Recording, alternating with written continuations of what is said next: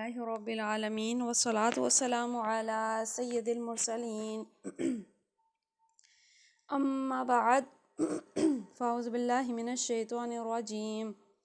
بسم اللہ الرحمن الرحیم ربی اشرح لی صدری ویسر لی امری واحلل عقدۃ من لسانی یفقہوا قولی آمین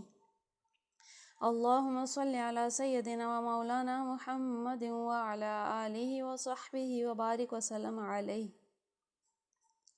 تو لاسٹ ٹائم جب ہم دعائیں پڑھ رہے تھے تو ہم نے رات کو سوتے وقت کی کچھ دعائیں پڑھی تھیں، تو اس پہ کسی نے عمل کیے؟ سوتے وقت ہم نے کچھ اعمال پڑھے تھے، سورہ ملک پڑھنا اور تنزیل سجدہ پڑھنا، اس کے علاوہ تینوں کل پڑھنا، پھر ہم نے کچھ عشاء کے بعد میں سورہ ملک ضرور پڑھتی ہوں۔ جی اس کے علاوہ ہم نے کل پڑھے تھے، کل بھی پڑھنے ہوتے ہیں، تسبیح، فاطمہ، آیت الکرسی وغیرہ، کافی ساری چیزیں پڑھی تھی، دعائیں بھی پڑھی تھیں، اور سورہ بقرہ کی آخری 2 آیتیں، آیت الکرسی اور لا الہ الا اللہ وحدہ لا شریک لہ الملک ولہ الحمد ولا یحیی ویمیت وہو علی کل شیء قدیر، یہ 3 مرتبہ، اور آیت الکرسی چاروں کل، سبحان اللہ، الحمدللہ، اللہ اکبر کی تسبیح۔ ماشاء اللہ عز و جل۔ باقی بھی اللہ تعالیٰ ہمیں توفیق دے، کیونکہ ہم نے کافی ساری پڑھی تھیں، تو اللہ تعالیٰ مجھے بھی عمل کی توفیق دے جو ہم نے اس میں پڑھی تھی۔ کافی ساری دعائیں تھیں، جیسا کہ آگے دعائیں تھیں، تسبیح فاطمہ تو تھی ہی، اس کے علاوہ یہ چھوٹی چھوٹی دعائیں تھیں کہ اللہ میرے پہ رحم فرمانا کہ میں نے تیرے انعام کے ساتھ اپنا پہلو بستر پر رکھا، تیرے انعام سے اٹھایا۔ یہ اگر ہم ڈیلی کھول کے ایک بار پڑھ لیں گے تو یاد ہو جائیں گی۔ تو اللہ تعالیٰ سے دعا کرتے ہیں ہمیں توفیق عطا فرمائے کہ ہم ان کو بھی اپنی ہیبٹ کا حصہ بنائیں۔ آج ہم تھوڑی سی مزید دعائیں پڑھیں گے۔ سب سے پہلے ہے رات کو کروٹ بدلتے وقت کی دعا، یعنی اگر رات کو کبھی کروٹ بدلنے لگے ہیں، آنکھ کھل گئی ہے، اکثر ایسا ہوتا ہے، تو اگر ہماری آنکھ کھل جائے تو ہم نے فوراً ذکر کرنا ہے، اور ہم نے کیا پڑھنا ہے؟ لا الہ الا اللہ الواحد القہار رب السماوات والارض وما بینہما العزیز الغفار۔ اس کا ترجمہ آسان سا ہے، لا الہ الا اللہ، اللہ کے سوا کوئی معبود نہیں، الواحد القہار، وہ یکتا ہے، زبردست ہے، رب السماوات والارض، وہ آسمان و زمین کا رب ہے، وما بینہما، اور جو کچھ ان کے درمیان ہے، العزیز الغفار، بہت غالب، بہت بخشنے والا ہے۔ تو ہم نے جب بھی کروٹ بدلنی ہے تو فوراً سے اللہ کا ذکر کرنا ہے، تو کوشش کرنی ہے کہ یہی دعا پڑھیں۔ آسان سی دعا ہے، کچھ بار پڑھیں گے یاد ہو جائے گی، لا الہ الا اللہ واحد القہار رب السماوات والارض وما بینہما العزیز الغفار۔ آگے ہے نیند میں گھبراہٹ یا وحشت کے وقت کی دعا۔ تو اکثر یہ ایسا ہوتا ہے کہ یا تو ایک دم سے کوئی برا خواب آ جائے، یا جو ہے انسان گھبرا جاتا ہے، نیند سے اٹھ جاتا ہے، تو اس وقت ہم نے کیا دعا پڑھنی ہے؟ اس وقت ہم نے یہ دعا پڑھنی ہے، اعوذ بکلمات اللہ التامات من غضبہ وعقابہ وشر عبادہ ومن ہمزۃ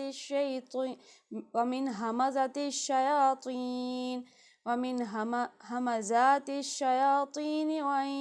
یحضرون۔ اس کا ترجمہ ہے کہ میں اللہ کے مکمل کلمات کے ذریعے سے پناہ مانگتا ہوں اس کی ناراضی اور اس کی سزا اور اس کے بندوں کے شر اور شیطانوں کے وسوسہ ڈالنے، گناہوں پر ابھارنے اور اکسانے سے، اور میں اس بات سے کہ شیطان میرے پاس آئیں اور مجھے بہکائیں۔ تو جو دوسری مخلوقات ہیں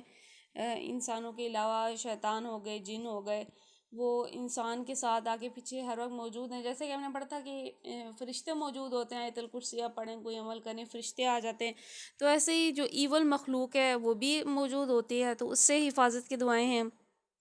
تو اگر کبھی ہماری آنکھ کھل جائے گھبراہٹ کی وجہ سے، وحشت کی وجہ سے، تو ہم نے یہ دعا پڑھنی ہے کہ میں اللہ تعالیٰ کی مکمل کامل کلمات کی جو ہے ذریعے سے میں ان سب کے شر سے پناہ مانگتا ہوں۔ آگے ہے کچھ حدیثیں ہیں کہ اچھا یہ برا خواب آئے یا اچانک آنکھ کھل جائے تو کیا کیا جائے۔ نہیں، اکثر ہوتا ہے کہ کوئی اچھا خواب دیکھیں یا برا خواب دیکھیں تو گھبراہٹ سے آنکھ کھل جاتی ہے، تو اس حوالے سے ہمارے نبی نے کیا فرمایا، فرمایا اچھا خواب اللہ تعالیٰ کی طرف سے ہوتا ہے، جو شخص اچھا خواب دیکھے تو اس پر اللہ تعالیٰ کی حمد و ثنا بیان کرے اور اپنے محبوب لوگوں کے سوا کسی کو نہ بتائے۔ تو اچھے خواب کے بارے میں کیا بتایا جا رہا ہے کہ اپنے محبوب یعنی جو اس کے پسندیدہ لوگ ہیں صرف انہیں کے، جیسے آپ نے خواب میں کوئی دیکھا ہے کہ آپ کو جلد کوئی خوشخبری ملنے والی ہے تو آپ اسی کو بتائیں جو آپ کا پیارا ہے، جو آپ سے جو ہے خوش ہوگا، نہ کہ اس کو جو آپ سے حسد کرے گا۔ تو اچھا خواب جو ہے وہ ہمیں پتہ چلا کس کی طرف سے ہوتا ہے، شیطان کی طرف سے ہوتا ہے۔ اب برے خواب کے بارے میں حدیث ہے، یہ جو اوپر ہم نے حدیث پڑھی ہے صحیح بخاری حدیث نمبر 6985 تھی۔ آگے پڑھتے ہیں، صحیح مسلم کی حدیث ہے، برا خواب آئے تو 3 دفعہ اپنے بائیں طرف تھوکے شیطان اور اپنے اس خواب کی برائی سے 3 دفعہ اللہ کی پناہ مانگے۔ یہ خواب کسی کو نہ بتائے، جس پہلو لیٹا ہوا ہو اسے بدل دے، اگر چاہے تو اٹھ کر نماز پڑھے۔ تو اگر برے آنکھ سے کبھی آنکھ کھل جائے تو ہم نے کیا کرنا ہے، سب سے پہلے آپ نے بائیں طرف تھوکنا ہے۔ یہ آپ عمل کریں تو خود ہی جو ہے نا آپ کے دل سے گھبراہٹ بھی چلی جائے گی، کیونکہ جو دوسری مخلوقات ہے شیطان اس تھوکنے سے اس کو اپنی ذلت محسوس ہوتی ہے، تو بائیں طرف عموماً ہوتا ہے شیطان، تو اس لیے بائیں طرف تھوکنے کا کہا گیا ہے۔ اس کے علاوہ کہ یہ کہ اگر برا خواب آئے تو آپ نے اللہ کی پناہ مانگنی ہے، کسی کو نہیں بتانا اسے، اور برے خواب کا ذکر نہیں کرنا چاہیے، اور پھر جو ہے اپنا پہلو تبدیل کریں، یعنی اگر آپ دائیں طرف سوئے ہوئے تھے اس ٹائم جب آپ کو برا خواب آیا تھا، بائیں طرف ہو کے لیٹ جائیں، یا بائیں طرف تھے دائیں طرف ہو کے لیٹ جائیں۔ اور اس کے علاوہ کیا ہے کہ اگر تہجد اٹھ کے پڑھ لیں تو اوبیسلی وہ تو سب سے افضل عمل ہے۔ آگے ہے، جو شخص رات کو کسی وقت بیدار ہو کر یہ کلمات کہے تو اسے بخش دیا جاتا ہے، اور اگر کوئی دعا کرے تو وہ قبول ہوتی ہے، پھر اگر وہ وضو کر کے کوئی نماز پڑھے تو اس کی نماز قبول ہوتی ہے۔ یعنی اب اللہ کتنا مہربان ہے، اگر ہم رات کو تھوڑی دیر اٹھے، آنکھ کھلی اور ہم نے یہ کلمہ پڑھ لیا اور ہم سو گئے، ہم نے اٹھ کے نماز بھی نہیں پڑھی، تو اللہ تعالیٰ بخش دے گا۔ اللہ تعالیٰ بہت مہربان ہے، اس کی رحمت بخشش کے بہانے ٹوٹتی ہے۔ اگر ہم اٹھتے ہی یہ کلمات پڑھیں گے، اسے یاد کریں گے تو وہ بخش دے گا۔ پھر فرمایا جا رہا ہے اگر وہ یہ کلمات کہنے کے بعد کوئی دعا بھی ہم اپنے لیے مانگ لیں دنیا و آخرت کی تو اللہ اس کو قبول کرے گا۔ اور پھر جو اٹھ جائے یعنی تہجد ادا کرے تو وہ تو obviously سب سے افضل عمل ہے، تو اس کی نماز بھی قبول ہو گئی۔ تو وہ دعا ہے، لا الہ الا اللہ وحدہ لا شریک لہ، لہ الملک ولہ الحمد وہو علی کل شیء قدیر، سبحان اللہ والحمد للہ ولا الہ الا اللہ واللہ اکبر، ولا حول ولا قوة الا باللہ العلی العظیم، رب اغفر لی۔ تو یہ تقریباً وہی ہے جو چوتھا کلمہ ہے تقریباً، اور تیسرا کلمہ ہے، آخر میں ایک ایڈیشنل کلمہ ہے وہ ہے رب اغفر لی۔ تو یہ ہم نے جیسے ہی کب پڑھنا ہے، جیسے ہی ہماری آنکھ کھلے، کبھی بھی نیند سے آنکھ کھلے تو ہم نے یہ پڑھنا ہے۔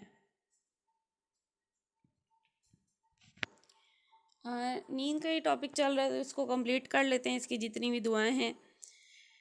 نیند سے بیدار ہونے کے دعائیں۔ اب ہم جاگ گئے ہیں، صبح ہو گئی ہے، تو ہم نے کیا کرنا ہے، نیند سے بیدار ہونے والا وضو کرتے وقت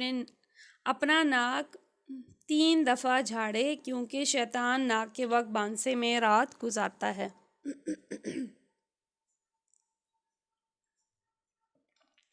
تو نیند سے جاگنے کے بعد کیا کرنا ہے، 3 دفعہ جو ہے اپنا ناک جھاڑنا ہے۔ شیطان ہے، ہمیں معلوم ہے کہ اللہ تعالیٰ نے اسے انسانی جو جسم ہے اس پر اسے اتنا اختیار دیا، یعنی کہ وہ جو ہے انسان کے اندر صلاحیت کر جاتا ہے، اس طرح سے نہیں جس طرح جنات کرتے ہیں، وہ تو جس پہ جنات حاضر ہوتے ہیں اس کی تو کیفیت اور ہوتی ہے۔ البتہ شیطان جو ہے جب بھی نیند سے جاگے تو کیا کرنا ہے، اپنے ناک کو 3 دفعہ جھاڑنا ہے ہم نے۔ تو وضو میں تو یہ ہو ہی جاتا ہے، لیکن اٹھتے ہی عمل کریں تو وہ بہتر ہے۔ پھر اٹھتے وقت کی دعائیں ہیں، یہ دعا تو کافی سب کو معلوم ہی ہوگی، کافی فیمس ہے، الحمدللہ الذی احیانا بعد ما اماتنا والیہ النشور۔ ہر قسم کی تعریف اللہ ہی کے لیے ہے، جس نے ہمیں زندہ کیا بعد اس کے کہ اس نے ہمیں مار دیا تھا، اور اسی کی طرف اٹھ کر جانا ہے۔ تو اٹھتے یہ کلمہ پڑھنا ہے، اللہ کی حمد بیان کرنی ہے کہ تمام ہم جو ہے اللہ کے لیے تھی، جس نے ہمیں زندہ کیا، احیانا بعد ما اماتنا، اس نے ہمیں زندہ کیا بعد اس کے کہ ہم مر گئے تھے، کیونکہ سونا اور مرنا ایسی حدیثیں ہیں کہ وہ مرنے کی ہی مترادف ہے، انسان اپنے حال سے بے خبر ہو جاتا ہے، غافل ہو جاتا ہے، اور ایک طرح کا موت کہا گیا ہے، کیونکہ قرآن میں یہ بھی ہے کہ جب تم سوتے ہو تو اللہ تمہاری روحیں قبض کر لیتا ہے، اور پھر جس کی زندگی باقی ہوتی ہے اسے اس کی روح واپس بھیج دیتا ہے۔ اور پھر ہم کیا فرماتے ہیں کہ وَإِلَيْهِ النُّشُورُ، ہم جو ہے تیری طرف ہم جائیں گے۔ جامع ترمذی میں بھی ایک دعا ہے، اسے بھی کوشش کرنی ہے ہم یاد کریں، وہ ہے الحمدللہ الذی آفانی فی جسدی ورد علی روحی وأذن لی بذکری۔ ہر قسم کی تعریف اللہ کے لیے ہے جس نے مجھے جسمانی عافیت دی اور مجھ پر میری روح لوٹا دی اور مجھے اپنی یاد کی اجازت دی۔ تو یہ اللہ تعالیٰ سے ہم جو ہے دعا کرتے ہیں اٹھنے کے بعد کہ اس کا شکر ادا کرتے ہیں کہ ہر قسم کی تعریف اللہ کے لیے ہے کہ اس نے مجھے جسمانی عافیت دی، یعنی میرا جسم سلامت ہے، میں ٹھیک ہوں، اس کے علاوہ میری روح لوٹا دی، یعنی روح قبض کر لی تھی جو سوتے ہوئے وہ مجھے واپس کر دی، اور اپنی یاد کی اجازت دی، یعنی ہم اٹھ کے اس کے ہم بیان کر رہے ہیں، ظاہر ہے اعمال نامے میں نیکیاں لکھی جائیں گی، پھر اٹھ کے ہم کوئی بھی نیک عمل کریں گے، وضو کریں گے، نماز پڑھیں گے، قرآن پڑھیں گے، تو اس کا شکر ادا کرتے ہیں کہ اس نے ہمیں توفیق دی کہ ہم اس کو یاد کریں۔ تو انشاءاللہ انہیں اپنی روٹین کا ہم نے حصہ بنانا ہے، اللہ پاک توفیق عطا فرمائے۔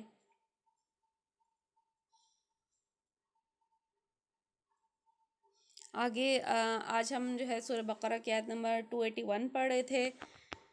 اس سے پہلے ہم نے جو ہے پڑھا تھا جو تنگ دست ہے تو اس کے لیے جو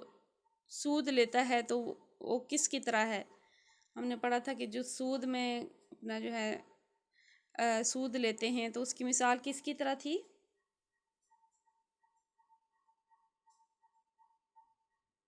سود لینا کس کے مترادف ہے؟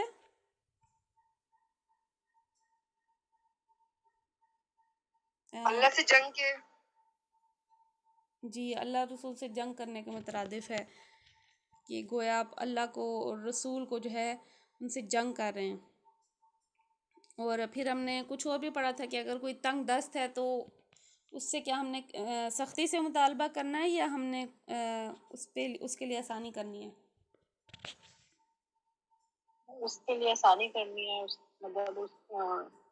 اس کو مہلت دینی ہے، اگر وہ دے سکتا ہے اس مہلت میں نہیں تو اس کے مطلب صدقہ کر دو تو معاف کر دو۔ جی، یعنی اس کا جو ہے اگر کوئی بہت تنگ دست ہے اور آپ جانتے ہیں یہ جانون ہے، سنسیئر ہے، یہ کوئی ایسا نہیں ہے کہ بہانے مار رہا ہے یا اس نے اس نیت سے لیا تھا کہ واپس نہیں کرے گا، تو کیونکہ ہم نے سنا تھا کہ اس حوالے سے بھی کہ جو شخص اس نیت سے قرض لیتا ہے کہ وہ واپس نہیں کرے گا تو اس پہ جو ہے اس کے بارے میں فرمایا جاتا ہے کہ وہ جب مرے گا، وہ شخص جو کہ مفہوم تھا جس کا کچھ یوں کہ وہ شخص جب مرے گا تو وہ اس کے حوالے سے فرمایا گیا تھا کہ وہ شخص جب مرے گا جو اس نیت سے قرض دیتا ہے تو کہ وہ واپس نہیں کرے گا، تو اس کے حوالے سے حدیث مبارکہ تھی جس کے الفاظ میرے ذہن سے اس ٹائم نکل گئے ہیں کہ وہ ایسے ہی حالت ہوگی جیسے اس نے چوری کی ہے، یعنی اس سے کچھ ملتے جلتے الفاظ تھے کہ جو اس نیت سے لیتا ہے، تو اس لیے جو ہے اللہ کی جیسے اس نے حرام کھایا ہے اس طرح سے اس کی مثال تھی۔ تو اللہ تعالیٰ سے دعا کرتے ہیں ہمیں اس سے بھی محفوظ فرمائے کہ ہم کسی کا قرض لیں اور ادا نہ کریں، اور اس سے بھی ہمیں محفوظ فرمائے کہ ہم جو ہے کسی کے لیے تکلیف کا باعث بنیں۔ تو اگر کوئی شخص جو ہے وسعت رکھتا ہے تو اسے چاہیے کہ وہ قرضہ جو ہے معاف کر دے، اس کا کچھ حصہ معاف کر دے یا اس شخص کو مزید مہلت دے دے۔ آج ہم نے پڑھنی ہے آیت نمبر 281 سورہ بقرہ کی۔ اعوذ باللہ من الشیطان الرجیم، بسم اللہ الرحمن الرحیم۔ واتقوا یوما ترجعون فیہ الی اللہ ثم توفی کل نفس ما کسبت وہم لا یظلمون۔ واتقوا یوما، اور ڈرو تم اس دن سے، ترجعون تم لوٹائے جاؤ گے، فیہ الی اللہ اس میں اللہ کی طرف، ثم پھر، توفا پورا دیا جائے گا، کل نفس ہر شخص کو، ما کسبت جو اس نے کمایا، وہم لا یظلمون اور ظلم نہ کیے جائیں گے۔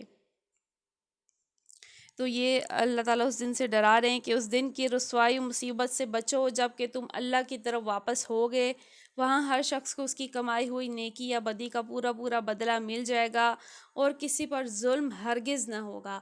تو یہ وہ دن ہے کہ اللہ تعالیٰ نے، کیونکہ ہر چیز اللہ تعالیٰ اس کے جو مقرب فرشتے ہیں کرام کاتبین ہیں وہ لکھ رہے ہیں. بھلے ہم نے کوئی ذرہ برابر نیکی کی ہے، ذرا برابر بدی کی ہے، ہمارے دل میں کوئی اچھا خیال آیا ہے، ہمارے دل میں کوئی بری نیت گزری ہے، ہر چیز لکھی ہوئی ہوگی. ہماری جو ہے نظروں کی آنکھوں سے ہم نے کوئی عمل کیا اور ہم نے جو ہے کوئی دل میں ہمارے خیال گزرا، ہر چیز جو ہے اس میں لکھی ہوگی. اس کتاب نے کوئی بھی چیز نہیں چھوڑی ہوگی. تو پھر جیسا عمل ویسا ہی بدلا. تو فرمایا جا رہا ہے کہ اس دن جو ہے تم اللہ کی طرف جب جاؤ گے تو تمہیں اپنے عملوں کا پورا پورا بدلہ ملے گا اور ظلم نہیں کیا جائے گا. آیت نمبر 282. یا ایھا الذین آمنوا اذا تداینتم بدین الی اجل مسمی فاکتبوہ وَلْيَكْتُبْ بَيْنَكُمْ كَاتِبٌ بِالْعَدْلِ وَلَا يَأْبِ كَاتِبٌ أَنْ يَكْتُبَ كَمَا عَلَّمَهُ اللَّهُ فَلْيَكْتُبْ وَلْيُمْلِلِ الَّذِي عَلَيْهِ الْحَقُّ وَلْيَتَّقِ اللَّهَ رَبَّهُ وَلَا يَبْخَسْ مِنْهُ شَيْئًا فَإِنْ كَانَ الَّذِي عَلَيْهِ الْحَقُّ سَفِيهًا أَوْ ضَعِيفًا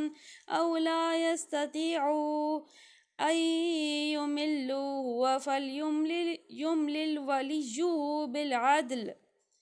وَاسْتَشْهِدُوا شَاهِدِينَ مِنْ رِجَالِكُمْ فَإِنْ لَمْ يَكُونَا رَجُلَيْنِ فَرَجُلٌ وَلَا امْرَأَتَانِ مِمَّنْ تَرْضَوْنَ مِنَ الشُّهَدَاءِ أَنْ تَضِلَّ إِحْدَاهُمَا فَتُذَكِّرَ إِحْدَاهُمَا الْأُخْرَى وَلَا يَأْبَ الشُّهَدَاءُ إِذَا مَا دُعُوا ولا تسأموا أن تكتبوه صغيرا أو كبيرا إلى أجله ذلكم أقسط عند الله وأقوام للشهادة وأدنى ألا ترتابوا إلا أن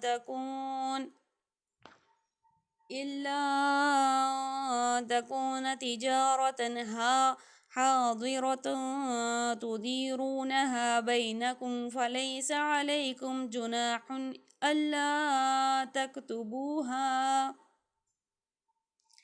وأشهدوا إذا تبايعتم ولا يضار كاتب ولا شهيد وَإِن تَفْعَلُوا فَإِنَّهُ فُسُوقٌ بِكُمْ وَاتَّقُوا اللَّهَ وَيُعَلِّمُكُمُ اللَّهُ وَاللَّهُ بِكُلِّ شَيْءٍ عَلِيمٌ.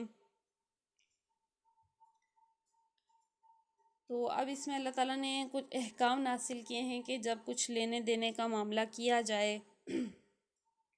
تو کس طرح سے کیا جائے. یا ایھا الذین آمنو، اے وہ لوگ جو ایمان لائے ہو، اذا تداینتم، جب تم معاملہ کرو، بدینی، ادھار کا، الی اجل مسمی، ایک مقررہ وقت تک، فاکتبوہ، تو اسے لکھ لیا کرو، ولیکتب، اور چاہیے کہ لکھ دے، بینکم، کاتب، تمہارے درمیان کاتب، بالعدل، انصاف سے، ولا یأبا، اور نہ انکار کرے، کاتبون ان یکتب، اور انکار نہ کرے کاتب کہ وہ لکھے، کما علمہ، اس کو سکھایا ہے، اللہ نے، فلیکتب، چاہیے کہ لکھ دے، ولیملل، اور لکھتا جائے، الذی علیہ الحق، وہ کہ جو حق ہے، ولیتق اللہ ربہ، اور وہ ڈرے اللہ سے جو اس کا رب ہے، ولا یبخس، اور نہ کم کرے، منہ شیئا، اس میں سے کچھ بھی، فَإِن كَانَ الَّذِي عَلَيْهِ الْحَقُّ پھر اگر ہے وہ جو اس پر حق صفیحاً او ضعیفاً بے عقل ہو یا کمزور ہو، او لا یستطیع اور نہ قدرت رکھتا ہو، ان یملہ قدرت نہیں رکھتا کہ وہ لکھوائے، فلیملل ولیہ تو چاہیے کہ لکھوائے اس کا سرپرست، بالعدل انصاف سے، واستشہدوا اور گواہ کر لو، شاہدین من رجالکم دو گواہ اپنے مردوں میں سے، فإن لم یکونوا رجلین اور اگر نہ ہوں دو مرد، فرجل وامرأتان تو ایک مرد اور دو عورتیں، مما ترضون جو تم پسند کرو، من الشہداء گواہوں میں سے،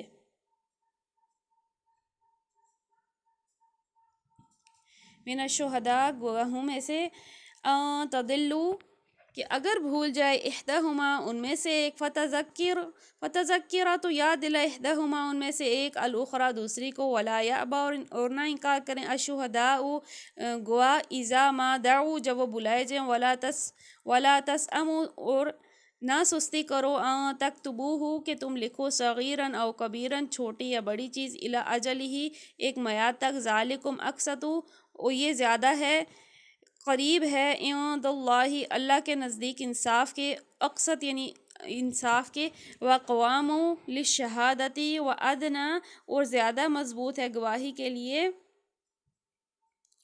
وادنا اور زیادہ قریب ہے گواہی کے لیے، اللہ ترتابوا اور شبہ میں نہ ڈالو، الا سوائے کہ تکونا تجارتاً حاضرتاً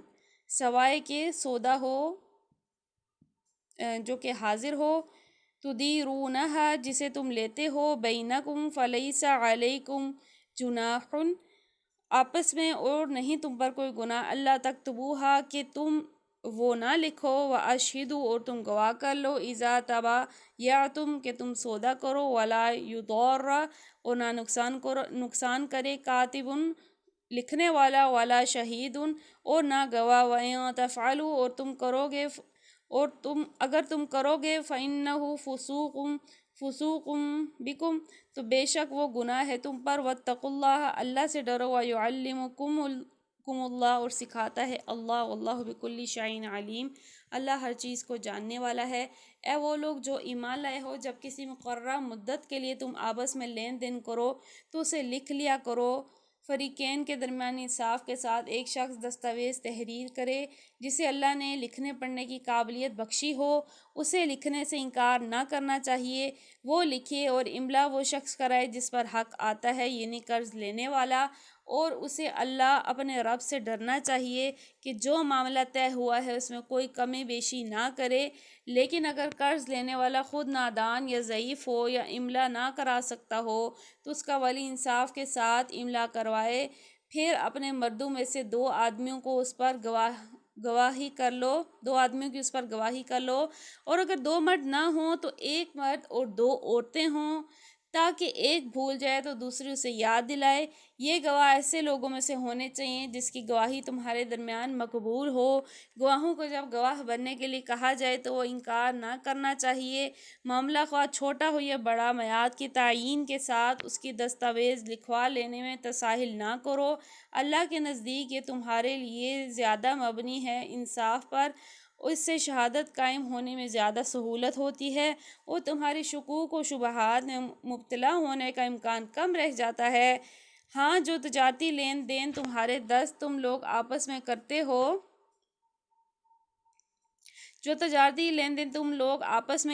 اس کو نہ لکھا جائے تو کوئی حرج نہیں، مگر تجارتی معاملہ طے کرتے وقت گواہ کر لیا کرو، کاتب اور گواہ کو ستایا نہ جائے، ایسا کرو گے تو گناہ کا ارتکاب کرو گے، اللہ کے غضب سے بچو، وہ تم کو صحیح طریقے عمل کی تعلیم دیتا ہے اور اسے ہر چیز کا علم ہے۔ تو دیکھیے کہ ماشاءاللہ سے کتنی جامع آیت ہے اور اللہ تعالیٰ نے کتنا کلیئر اور کتنا واضح کر دیا ہر چیز، مطلب